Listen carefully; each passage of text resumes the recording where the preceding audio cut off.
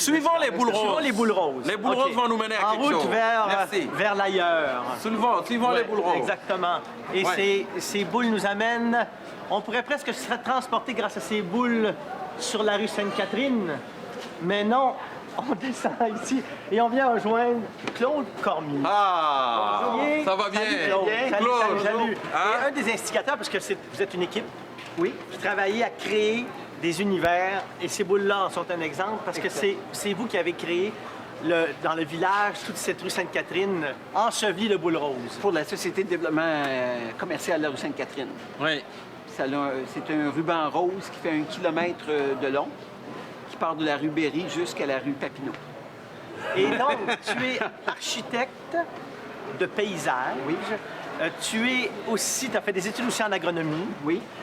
Ton passé n'a rien à voir avec un côté avec les très boules urbain, roses. à rien. Alors, tes origines, tu viens d'où? Quel coin? Princeville, Princeville, dans les régions Bois-Francs. Bois-Francs. On avait une érablière à Saint-Pierre-Baptiste. Alors, je viens vraiment du milieu rural, le milieu agraire, d'agriculture. Et à 17 ans, mon père est décédé et j'ai poursuivi des études en agronomie. Ça t'intéressait ou pas vraiment? Bien, c'est parce que mon père m'avait dit, Claude, c'est la terre que tu vas travailler. Oui. Hein? L'influence d'un père, c'est quand même... C'est fondamental. Oui, Oui. ça nous suit longtemps. Et je suis allé étudier mon agronomie à l'Université de Guelph en Ontario pour réaliser que ça m'intéressait pas vraiment. Est-ce que tu t'es écouté? Parce que si tu t'es écouté, on lit dans tout ce qu'on lit sur toi, on apprend que très jeune, tu disais déjà que la campagne, ça t'emmerdait déjà. Mais je me suis aperçu que la campagne, je m'ennuyais à la campagne lorsque j'ai découvert la ville. Ah, Les clubs, sortir, hein, la vie urbaine. Oui, exactement. Ouais. Je pense que je suis tombé dans la vie urbaine, mais je n'ai jamais renié mon passé. Ah. Alors, c'est ça le travail qu'on fait, c'est un genre d'hybride entre la nature et la culture. Et on mêle les choses. Là, on Hein? parle de la rue Sainte-Catherine. On va regarder des images d'autres lieux auxquels vous avez travaillé. Parce que Je sais pas si la caméra... gigantesque. Est-ce que je vais... Tiens, je vais le prendre ici. Ça, cet arbre de boule bleue, c'est où? Ça, c'est en Californie, dans la vallée de Napa, à Sonoma exactement, sur un vignoble. C'est un arbre qui était voué à être coupé. Alors, plutôt que de le couper, on a décidé qu'on travaillerait comme avec Photoshop. Oui. On l'effacerait avec l'horizon du ciel. Ah, c'est ça l'objectif. Alors, on a désigné une boule de Noël. On a conçu ça dans le temps de Noël. Hein? Tu regardes le sapin de Noël. Tu dis, Oui, bon, ça fait très Noël. Hein? Excuse-moi. Un Noël surchargé, un peu. Ouais. C'est juste qu'on a changé la couleur de la boule. Oui. Puis on l'a dessiné avec un Pantone, la même couleur que le bleu du ciel californien. Ouais. Mais c'est on parle au Palais des Congrès, une autre création de votre équipe. C'est magnifique. Ça, Nature légère. Ouais.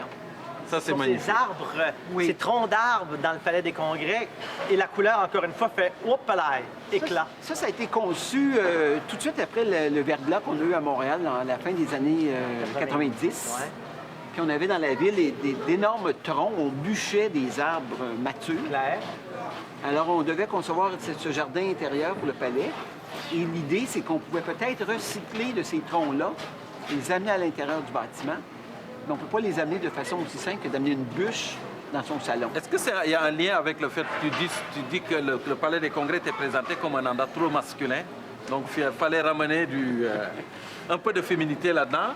Bien, à l'époque... Il y a un lien? Oui, parce qu'effectivement, lorsqu'on a présenté le projet, la ministre de la Culture avait dit que le bâtiment était trop masculin. Alors, on en a profité de cet élément-là, mais pas profiter, mais en termes de stratégie, d'être capable de donner un côté un peu plus séducteur, un peu plus féminin au projet. On va retourner voir celui de la rue Sainte-Catherine. Et je ne sais pas si on a d'autres images, parce que j'ai vu à Toronto, au bord de l'eau. À Toronto, au bord de l'eau, vous avez créé c'est la plage, dans le fond. On a créé une plage urbaine. Une plage urbaine. Est-ce qu'on a des images de ça à quelque part? Je ne sais pas si on les a. Mais c'est une plage urbaine. Et là, je vais essayer, parce qu'on est dans les sens, de visualiser. Il y a des parasols. Quelle couleur? Rose bonbon. Rose bonbon. Dans une plage qui est, ce qu'on imagine d'une plage, mais juste ces parasols-là et quelques éléments. Francis, il faut comprendre que l'idée de ça, on est voisins de la Red Pat, la raffinerie Oui. Red Pat. et on a des embruns sucrés. Habituellement, on a toujours des embruns salés Oui. avec l'autoroute. Et dans ce cas-ci, on avait des embruns sucrés. Ah. Alors, l'air est comme sucré. Alors, on a joué toute l'idée du sucre. Alors, les parasols sont roses, le sable donne l'impression que c'est de la cassonade. On a deux immenses rochers comme des bonbons durs. Alors, on a juste, de par la contrainte, inventé un nouveau système. Et ce qui est fabuleux dans ce que vous créez, c'est qu'on pense que parfois ce sont des expositions temporaires, mais de façon permanente, ces lieux-là deviennent des lieux de vie qui se transforment au fil du temps. Le jour, la nuit, l'hiver, cette plage-là, l'hiver, ça prend une toute autre dimension. Magnifique. Avec la C'est neige, extraordinaire. on est à fou. construire une plage à Montréal, à la Tour On de va la l'Horloge. voir en 2012, ça va se Mai faire. 2012, la plage va être inaugurée. Et c'est une plage sur ce principe-là. Wow. Mais on joue avec l'idée du fleuve, la vue sur le pont Jacques-Cartier, la vue sur le Vieux-Montréal.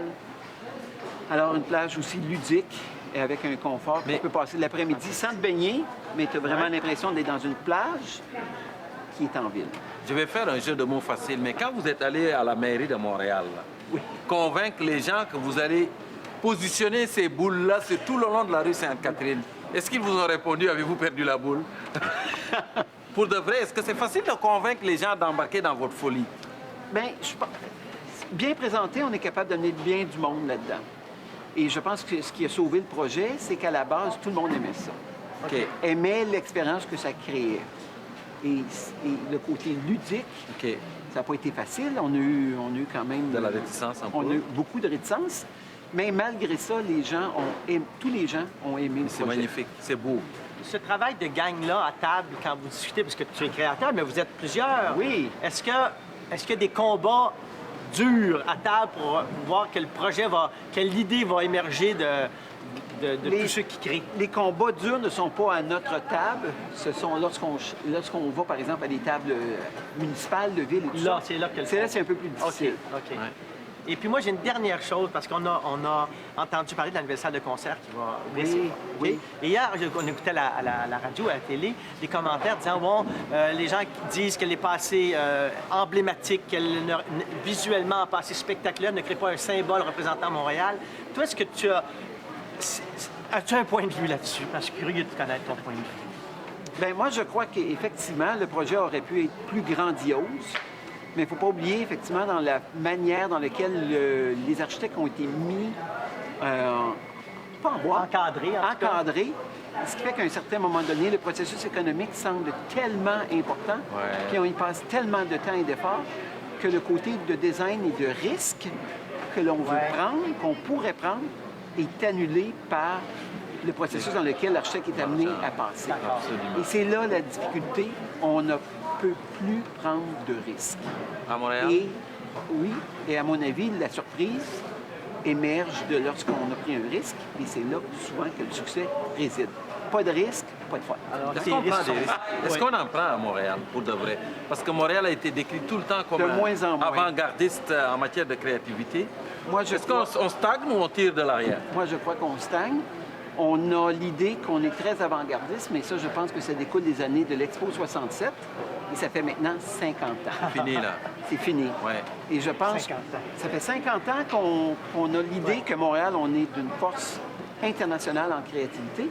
Oui, on l'est, mais il faut que tous les étapes, on puisse travailler ensemble. Alors, restez ici parce que c'est 30 prix et mentions de mérite Ouais, ouais. au niveau international, dont 5 fois, je pense, de l'Association des architectes paysagistes du Canada. Vous l'avez gagné, le meilleur, 5 Merci, fois. Claude. Restez ici. Vous travaillez à Toronto, mais vous restez Ouais, ici à tu Montréal. t'en pas, là. Oui. On t'en pas. Voilà. Ouais, merci.